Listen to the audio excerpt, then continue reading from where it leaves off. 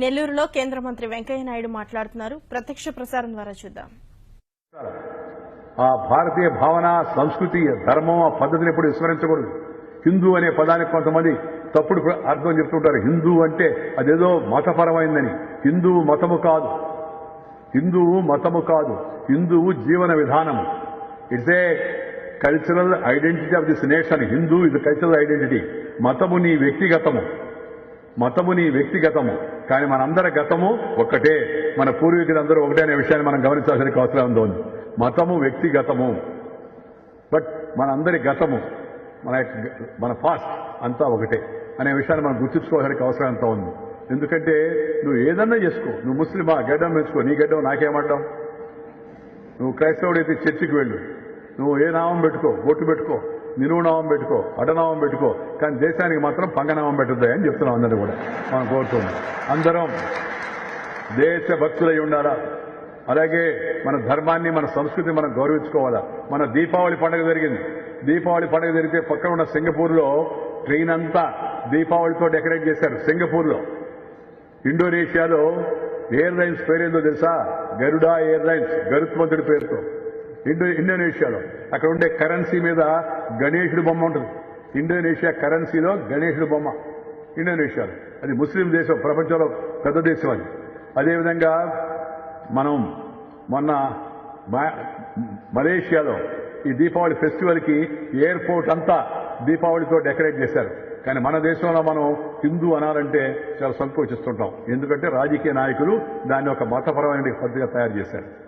ఏ దేశమేగినా ఎందుకారుడినా పొగడరాని తల్లి భూమి భారతులని ఈ భారతదేశాన్ని, హిందూ దేశాన్ని మనం ఎప్పుడు ఇక్కడ పుట్టినందుకు గర్వించాల్సిన అవసరం ఎంతో ఉంది.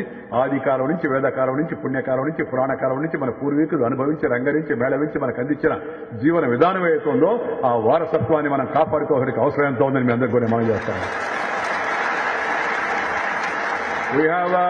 We have thousands of years of civilization. ప్రపంచానికి మిగతా వాళ్ళకి వెలుగు రాకముందు మనం ఈ దేశంలో పచనం చేసిన భోజనం చేసేవాళ్ళం.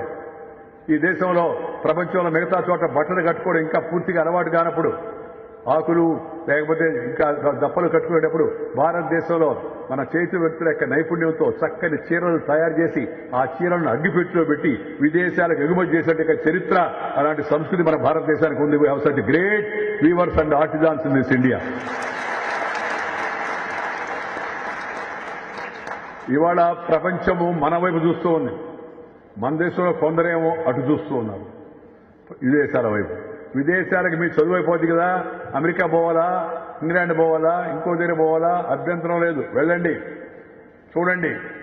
నేను అందరికీ చెప్పేది ఒకటి, 3 మాటలు చెప్తున్నా. మీ చదువు పూర్తయిన తర్వాత బయటకు వెళ్ళాలనుకుంటే వెళ్ళండి.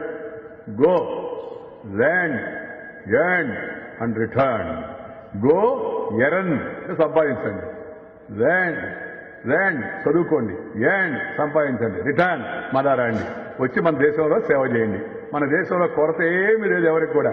నువ్వు అమెరికాకి వెళ్ళాను, నేను బాగా చదువుకున్నాను, ఇక్కడ పెద్ద డాక్టర్ అయిపోయాను, ఇక్కడ పెద్ద బిజినెస్ చేస్తున్నాను, నా ఇల్లు చాలా బాగుంది, నా బాత్రూమ్ చాలా బాగుంది, నా బెడ్రూమ్ చాలా బాగుంది, నా కారు బాగుందని నువ్వు కోట్ వేసుకొని ఆ ఫోటో తీసి మీ ఊరికి పంపిస్తే మీ అమ్మ చూసి ఈ ఫోటో, ఓహో అమెరికాలో ఎట్టున్నాడో మనవాడు అనుకుంటాడు. ఎలా ఉందంటే, నువ్వు బాత్రూంలో మంచి సూటు బూటు వేసుకొని టై కట్టుకొని అద్దం ముందు నిలబడి నీ మొహం బాగుందని నువ్వు చూసుకుంటే ఎట్లా ఉంటుందో అలా ఉంటుంది. నువ్వు సంపాదించేదాన్ని వచ్చి తిరిగి నీ కుటుంబ సభ్యులతో పంచుకుంటే, నీ గ్రామస్తులతో పంచుకుంటే ఆ సంతోషం అనిర్వచనమైనది. దట్ హ్యాపీనెస్ ఇది రియలీ గ్రేట్. అంతేగాని అక్కడెక్కడికి పోయి నేను అక్కడ ఉన్నాను, ఎప్పుడైనా వస్తాను, తల్లిదండ్రులు ఇంకా బతుకుంటే చూస్తాను నేను అని అనుకుంటే అది మన పద్ధతి కాదు. భారతదేశంలో మన ధర్మం ఎలాంటిదంటే, రిక్షా కార్మికుడు, పూర్ మ్యాన్, తన సిస్టర్కి పెళ్ళైన తర్వాతనే తాను పెళ్లి చేసుకుంటారు. అక్కడ అన్న అయినప్పటికీ కూడా, అన్న ముందు పెళ్లి కావాలి కదా, కానీ అన్న చెల్లెలకు పెళ్ళైన తర్వాతనే నేను పెళ్లి చేసుకుంటాను అనేది మన దేశం యొక్క ధర్మం. అది that is the culture of our country. దాంతోపాటు పశు పక్షాదులకు సైతం మనం గౌరవిస్తాం. పక్షులకు ఇంటి ముందు చిన్న చిన్న ఆ కంకులన్నీ ఏలాడదీస్తుంటారు.